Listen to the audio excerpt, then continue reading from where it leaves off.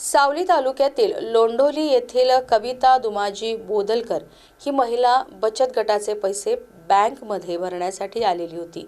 ती महात्मा फुले नागरी पतसंस्था जवळ असतानाच पांढऱ्या स्कूटीवर दोन चोरट्याने तिची 42,000 रुपयांची पर्स पळवली व महात्मा फुले पुतळ्याच्या दिशेने भरधाव वेगाने गेले।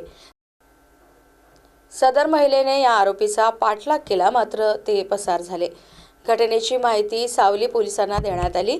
घटनास्थळी त्वरित ठाणेदार प्रदीप पुल्लुरवार दाखल होऊन सीसीटीव्ही कॅमेरामधून घटना बघितली। भर रस्त्यात महिलेची बॅग पळविण्याच्या या घटनेने सर्वत्र खळबळ उडाली असून भीतीचे वातावरण निर्माण झाले आहे। सध्या संक्रांतचे दिवस आहे, त्यामुळे महिला या आपल्या अंगावर सोन्याचे आभूषणे घालतात आणि अशातच या पर्स पळविण्याच्या घटनेने महिलांमध्ये भीती निर्माण झाली आहे। पोलिसांनी सर्वत्र नाकेबंदी लावत तपास सुरू केलेला आहे। कविता बोदलकर या महिलेने पोलिसात तक्रार केली आहे।